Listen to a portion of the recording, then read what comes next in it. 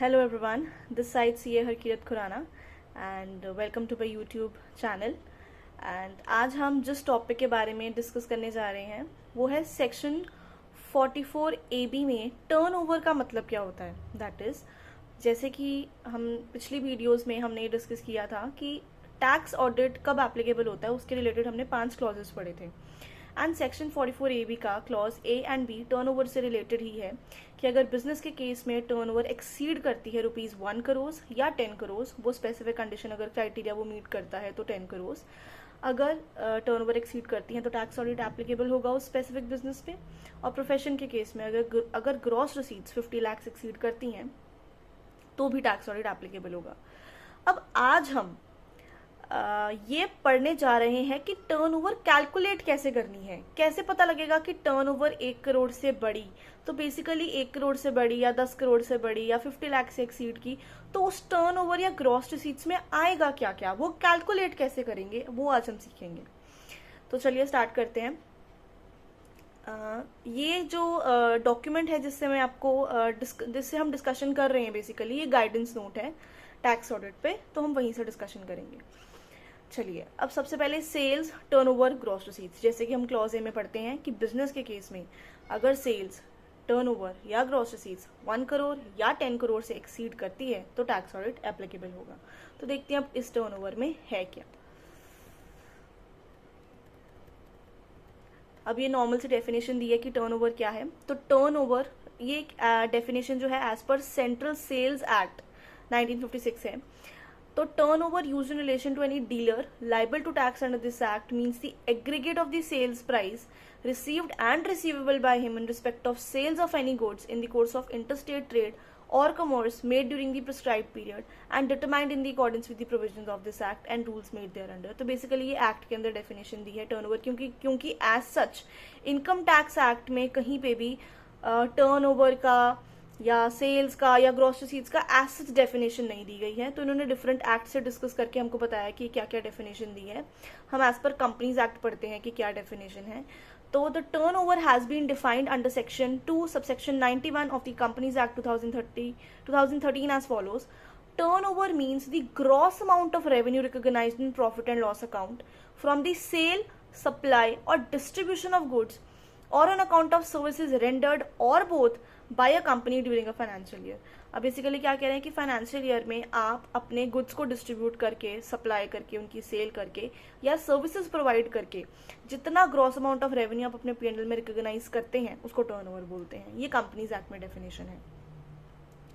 अब जो नेक्स्ट है, in the glossary of terms used in the financial statements published by the institute means ICI, the expression sales turnover क्या है यहाँ पे, the aggregate amount for which sales are affected or services rendered by an enterprise। Basically तुमने sales जिस पे affect किया, तुमने services जिस पे रेंडर की।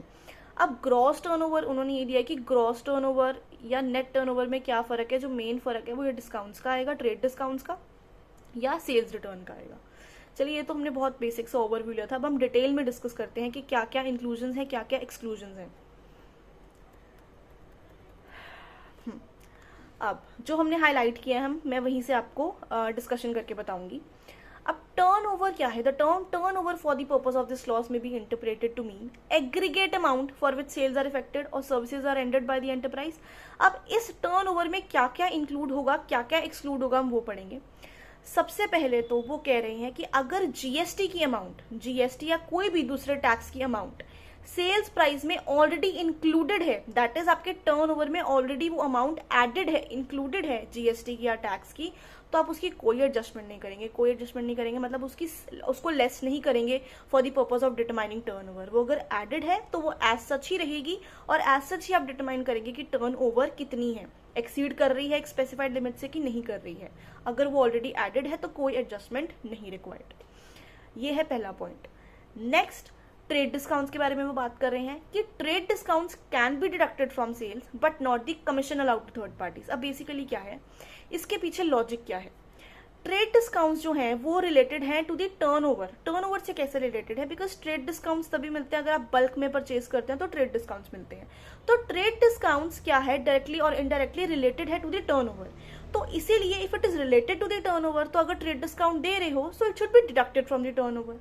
ठीक है। अब next we will discuss about cash discount. अब कैश डिस्काउंट क्या है? It is a sort of financing charge. वो एक फाइनेंसिंग चार्ज है, वो टर्नओवर से रिलेटेड नहीं है. तो cash discount is not related to turnover, it is a sort of financing charge. इसीलिए कैश डिस्काउंट लेस नहीं होगा टर्नओवर में से for the purpose of calculating turnover for the purpose of section 44AB. That is trade discounts less किए जाएंगे. उसका logic मैंने अभी एक्सप्लेन किया. Because it is related to turnover, तो ट्रेड डिस्काउंट्स लेस किए जाएंगे पर कैश डिस्काउंट्स लेस नहीं किए जाएंगे. एंड नेक्स्ट इन्होंने एक और आइटम बताई है जो नहीं लेस होगी, that is commission allowed to third parties. अगर थर्ड पार्टीज को कोई कमीशन आप दे रहे हो तो वो भी लेस नहीं होगा. नेक्स्ट, अब नेक्स्ट दोबारा ये जीएसटी के पॉइंट पे आते हैं. अभी हमने फर्स्ट पॉइंट डिस्कस किया था कि अगर जीएसटी या किसी भी टैक्स की अमाउंट ऑलरेडी सेल्स में इंक्लूडेड है, सेल प्राइस में इंक्लूडेड है, टर्नओवर में इंक्लूडेड है, तो कोई भी एडजस्टमेंट नहीं होगी. दैट इज हमें उसमें से लेस करने की, हमें वो जीएसटी या स्पेसिफिक टैक्स की अमाउंट टर्नओवर में से लेस करने की जरूरत नहीं है. ये था फर्स्ट केस. सेकेंड केस अब हमारे पास आता है कि अगर जीएसटी या कोई भी इनडायरेक्ट टैक्स जो है वो आप टर्नओवर की अमाउंट में एडेड नहीं है, वो आप एक सेपरेट अकाउंट में क्रेडिट करते हो. दैट इज फॉर एग्जाम्पल, अब अगर मैं सेल कर रही हूँ तो मैं क्या जर्नल एंट्री पास करूंगी अपनी बुक्स में? अगर मैं सेल कर रही हूँ, सपोज कैश सेल्स है, तो क्या जर्नल एंट्री पास करूंगी? Cash account debited to sales to GST payable. तो इसमें क्या है, मैं सेल्स में ही जीएसटी की अमाउंट ऐड नहीं कर रही, मैं एक separate account that is GST payable का अकाउंट क्रिएट कर रही हूँ, उसमें अमाउंट क्रेडिट कर रही हूँ. तो ये वो केस है जब जीएसटी या कोई भी अदर इनडायरेक्ट टैक्स जो आप रिकवर कर रही हो अपने कस्टमर से, वो आप क्या कर रहे हो, सेपरेटली क्रेडिट कर रहे हो जीएसटी या कोई भी टैक्स अकाउंट में. ठीक है, तो उस केस में आपको ये अमाउंट टर्नओवर में इंक्लूड करने की जरूरत नहीं है. तो ये दोनों सिनारियोज में ये डिफरेंस है. फर्स्ट केस में अगर इंक्लूडेड है उसको इंक्लूड रहने दो, उसको एडजस्ट करने की जरूरत नहीं है, लेस करने की जरूरत नहीं है.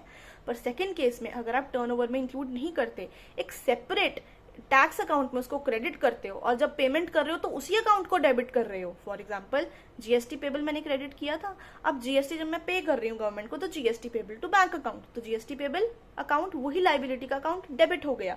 ठीक है, तो सेम अकाउंट अगर आप डेबिट कर रहे हो पेमेंट्स करने के लिए टू दी अथॉरिटी, ऐसे केस में टर्न ओवर में जीएसटी या कोई भी इनडायरेक्ट टैक्स जो है उसकी अमाउंट इंक्लूड नहीं की जाएगी. ठीक है, तो ये था जीएसटी से रिलेटेड पॉइंट.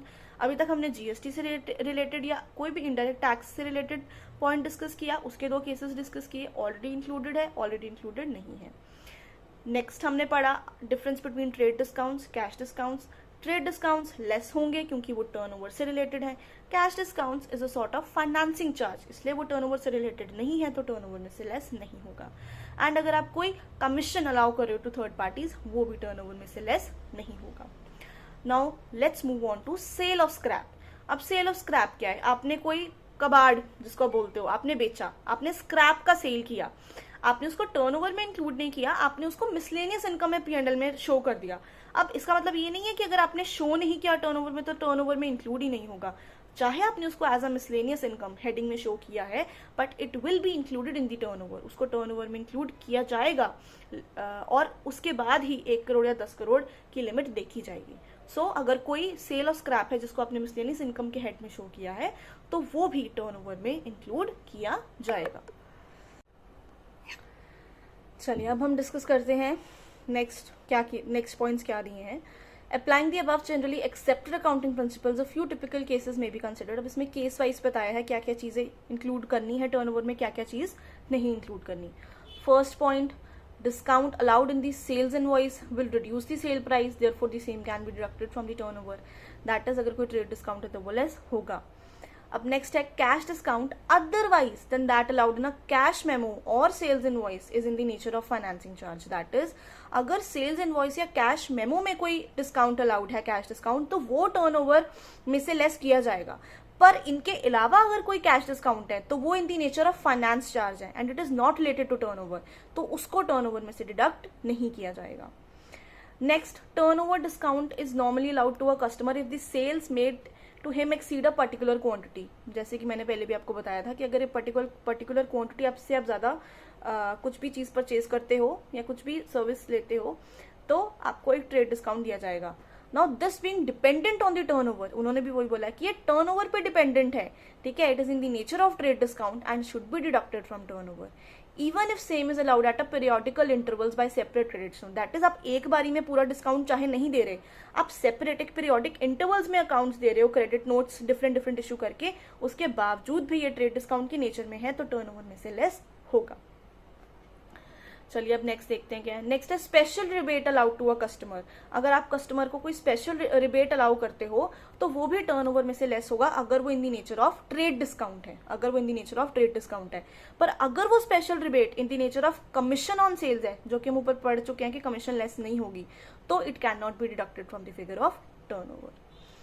अब नेक्स्ट क्या है, price of goods returned should be deducted from the figure of turnover even if the returns are from sales made in the earlier years। ये हमें अब बेसिकली कहते हैं सेल्स रिटर्न है वो टर्नओवर में से लेस होगा।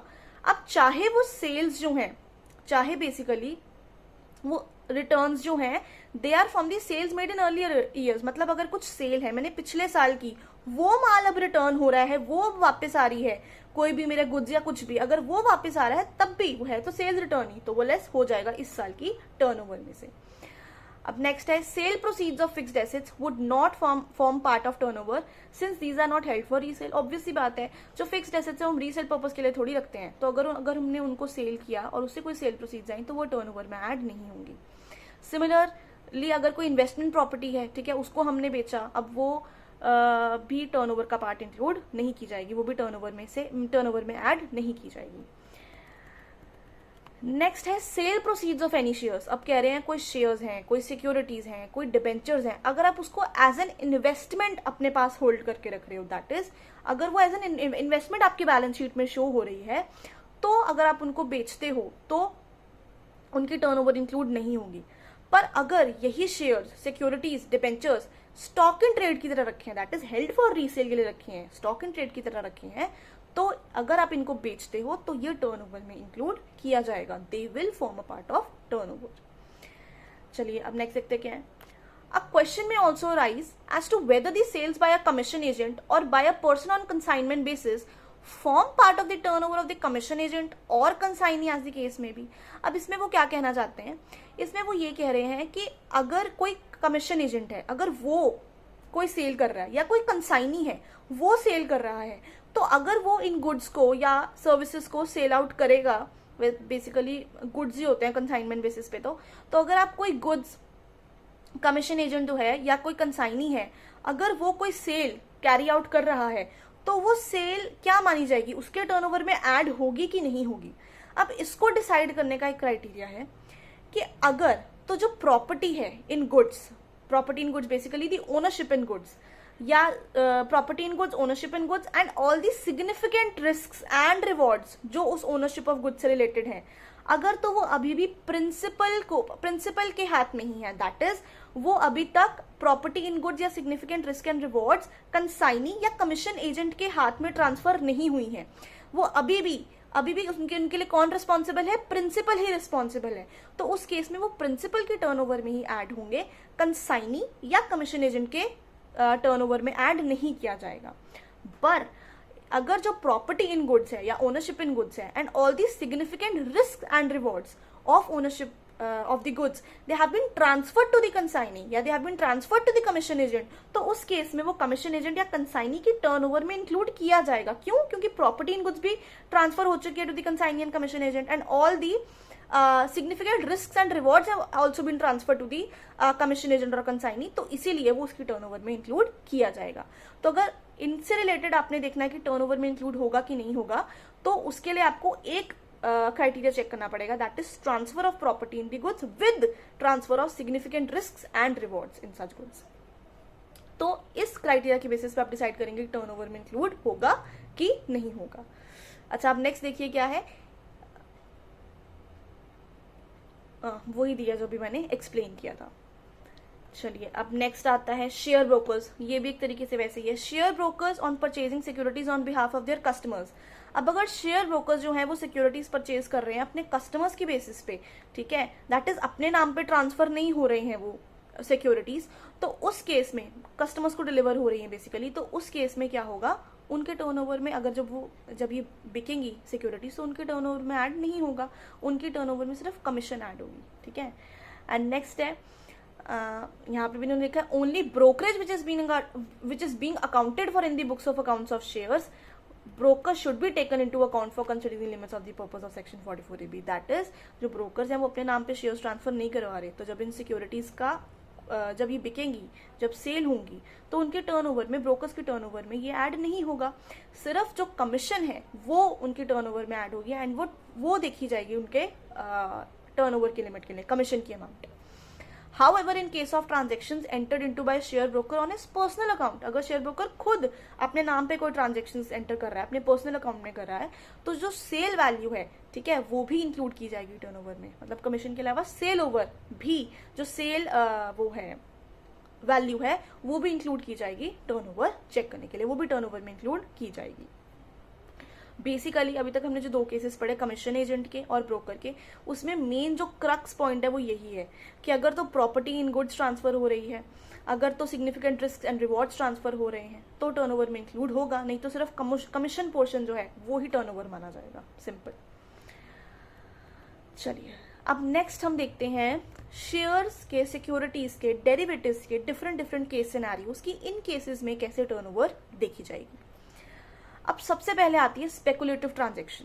अब स्पेकुलेटिव ट्रांजैक्शन बेसिकली एक ट्रांजैक्शन क्या है, स्पेकुलेटिव ट्रांजैक्शन क्या होती है?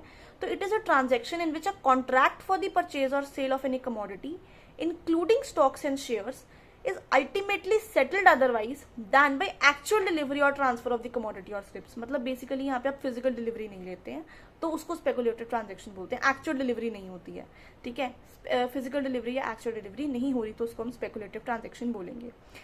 अब इसका सबसे बड़ा एग्जाम्पल है इंट्राडे। जब हम इंट्राडे ट्रेडिंग करते हैं तो सपोज मैंने मॉर्निंग में कोई शेयर खरीदा, शेयर की एग्जाम्पल लेती हूँ, मैंने मॉर्निंग में कोई शेयर खरीदा और मैंने इवनिंग में उसको सेल आउट कर दिया, तो मेरे डीमैट अकाउंट में तो वो शेयर आया ही नहीं, ठीक है, फिजिकल डिलीवरी तो हुई ही नहीं, तो ये एक एग्जांपल है स्पेकुलेटिव ट्रांजैक्शन का।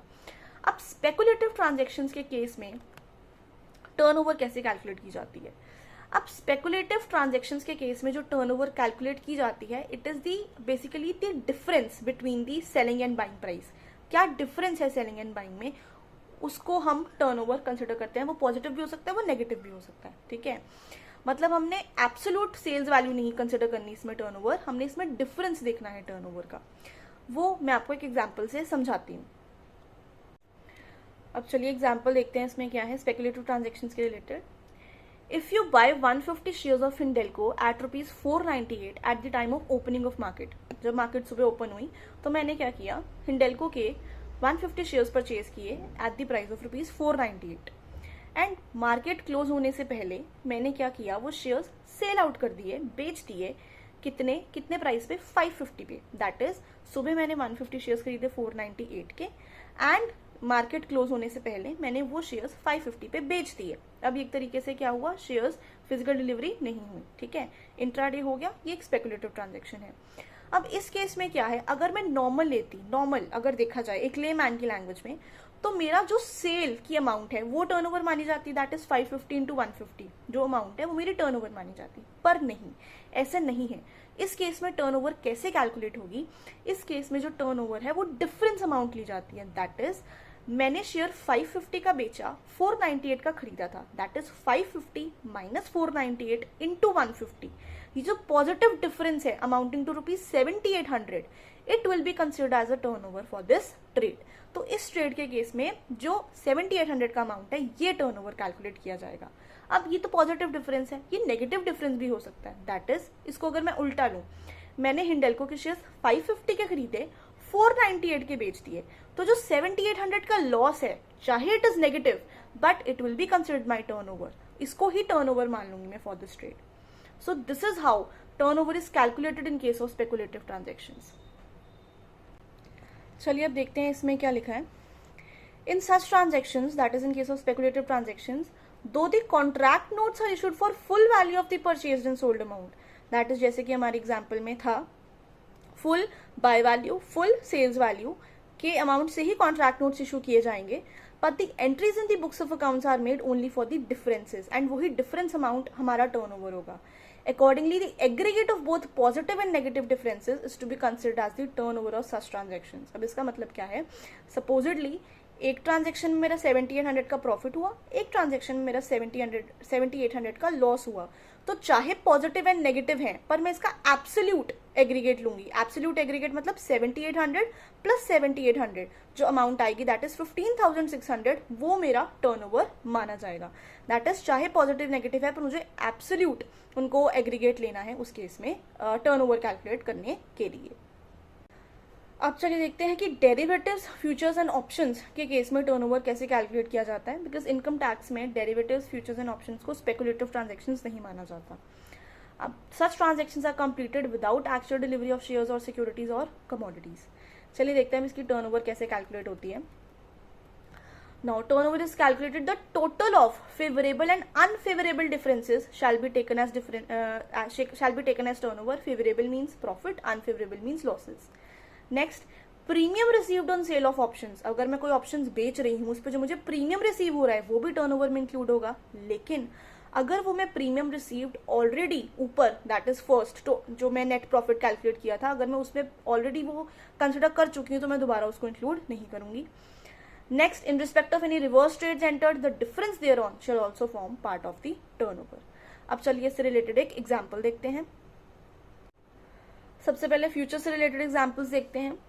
अब हमारे पास फ्यूचर्स दो हैं, निफ्टी एंड बैंक निफ्टी। अब यूनिट्स कितनी कितनी है, 50 एंड 75। अब बाइंग रेट जो है निफ्टी का वो है 19,500 एंड सेलिंग रेट है 19,800 एंड बैंक निफ्टी का बाइंग रेट है 44,600 एंड सेलिंग रेट है 43,900। अब टोटल सेल्स वैल्यू सिंपल है, कैसे निकलेगा? निफ्टी के केस में 50 इंटू 19,800 एंड बैंक निफ्टी के केस में 75 इंटू 43,900। अब टोटल बाय वैल्यू कैसे निकलेगा? निफ्टी के केस में 50 इंटू 19,500 एंड बैंक निफ्टी के केस में 75 इंटू 44,600। अब इन दोनों का जो डिफरेंस है that is the difference between the sales value and the buying value. अब निफ्टी के केस में कितना है? Profit of 15,000 and bank Nifty के केस में कितना है? Loss of 52,500। अब चाहे ऊपर वाली फिगर पॉजिटिव में है, नीचे वाली नेगेटिव में है, पर हमको क्या लेना है? Absolute sum of favourable and unfavourable differences, that is 15,000 plus 52,500। That is इस केस में हमारा टर्नओवर कितना होगा? 67,500। मतलब अगर हम बिल्कुल लेमैन लैंग्वेज में समझते तो हमें लगता कि टर्नओवर कितना लेना चाहिए? 9,90,000 प्लस 9,92,500, पर नहीं, फ्यूचर्स एंड ऑप्शंस के केस में ऐसा नहीं है। इसमें डिफरेंस क्या होगा? जितना भी अनफेवरेबल या फेवरेबल डिफरेंसेस हमारी हैं, हमें उनका एब्सोल्यूट सम लेना है, दैट इज 15,000 प्लस 52,500, तो 67,500 इस केस में आया टर्नओवर। चलिए अब नेक्स्ट देखते हैं ऑप्शंस के केस में कैसे टर्नओवर कैलकुलेट करेंगे। अब दो ऑप्शंस हैं, एक निफ्टी का कॉल ऑप्शन, एक बैंक निफ्टी का कॉल ऑप्शन। अब यूनिट्स कितनी है? 50 एंड 75। बाइंग रेट कितना है? 255, 375। सेलिंग रेट कितना है? 260 एंड 360। अब डिफरेंस बेसिकली क्या प्रॉफिट या लॉस आ रहा है? अब जो बाइंग रेट है वो 255 है, सेलिंग रेट 260 है, तो जो डिफरेंस आया 5 इंटू 50, 250 वो डिफरेंस आया, positive difference, favourable difference. Bank Nifty के केस में 360 सेलिंग रेट है, 375 बाइंग रेट है, दैट इज 15 इंटू 75, 1125 का अनफेवरेबल डिफरेंस आया। अब हमें इस अनफेवरेबल डिफरेंस और फेवरेबल डिफरेंस का एब्सोल्यूट सम लेना है, दैट इज 250 प्लस 1125। एक ही हो गया। Next is the amount of premium received. अब प्रीमियम रिसीव बेसिकली मेरे पास 50 यूनिट्स थी, मैंने कितने पे बेची? मैंने कितने भी ऑप्शन सेल की? 260 पे, तो 260 इंटू 50 13,000। नेक्स्ट 75 इंटू 360 27,000, तो basically 13,000 plus 250 13,250।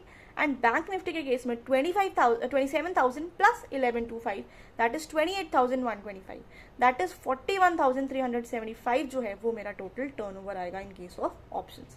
So this is how futures and options में कैसे टर्नओवर कैलकुलेट की जाती है। चलिए अब नेक्स्ट देखते हैं डिलीवरी बेस्ड ट्रांजेक्शन्स। अब डिलीवरी बेस्ड ट्रांजेक्शन्स का मतलब क्या है कि आप डिलीवरी शेयर्स की जो भी आप ट्रांजेक्शन कर रहे हो वो डिलीवरी बेस्ड है, आप उनकी फिजिकल सेटलमेंट कर रहे हो। तो अब उस केस में सिंपल है, टोटल वैल्यू ऑफ जितने भी अपने सेल्स है वो आपकी टर्नओवर मान ली जाएगी। फॉर एग्जाम्पल अगर मैंने आज 250 शेयर्स खरीदे 10 रुपीज़ के, दैट इज 2500 मेरी बाइंग वैल्यू हो गई। अब मैंने क्या किया, एक हफ्ते बाद वो शेयर्स जो हैं वो बेच दिए 12 में, 250 शेयर्स 12 रुपीज़ के बेच दिए। तो जो डिफरेंस है 250 इंटू 2 वो मेरा क्या हो जाएगा? प्रॉफिट एंड टर्नओवर कितना आएगा, टर्नओवर आएगा 250 इंटू 12, मतलब यहाँ पे सिंपल सेल्स वैल्यू आपको टर्नओवर लेना है। चलिए अब नेक्स्ट देखते हैं। अब नेक्स्ट इशू ये अराइज हो सकता है कि जो भी ट्रांजेक्शन्स हैं ऑफ परचेज या sales of stocks and shares, वो in the course of business है कि एज एन इन्वेस्टमेंट है, ये कैसे डिसाइड होगा। अब ये ऐसे डिसाइड होगा depending upon the nature of transaction, frequency of transaction and volume of transaction, कि कितनी बार आप ट्रांजेक्शन्स कर रहे हो, किस वॉल्यूम में कर रहे हो, क्या नेचर है। ये 3 फैक्टर्स को कंसिडर करके आप डिसाइड करोगे कि ये transaction in the course of business है या आपने इन्वेस्टमेंट पर्पज के लिए की है। चलिए अब नेक्स्ट देखते हैं। अगर आपने इन 3 क्राइटेरियाज के बेसिस पे ये डिसाइड कर लिया कि जो भी आप परचेज एंड सेल ये जो कर रहे हो ये एज एन इन्वेस्टमेंट है, ये इन दी कोर्स ऑफ बिजनेस नहीं है, तो फिर टर्नओवर का तो सवाल ही पैदा नहीं होता, क्योंकि इन दी कोर्स ऑफ बिजनेस नहीं है। तो उस केस में अगर आप ये शेयर्स या सिक्योरिटीज बेचते हैं, अगर आपने इन फैक्टर्स के बेसिस पे डिसाइड किया कि एज एन इन्वेस्टमेंट है ये, और आप अगर इन शेयर्स को बेचते हैं, सिक्योरिटीज को बेचते हैं, तो उस केस में कैपिटल गेन्स आएंगे। दैट इज उस केस में टर्नओवर कैलकुलेट करने की कोई जरूरत नहीं है। उस केस में जो कैपिटल गेन्स हैं वो निकलेंगे और फिर उन कैपिटल गेन्स के बेसिस पे आपको टैक्स लगेगा।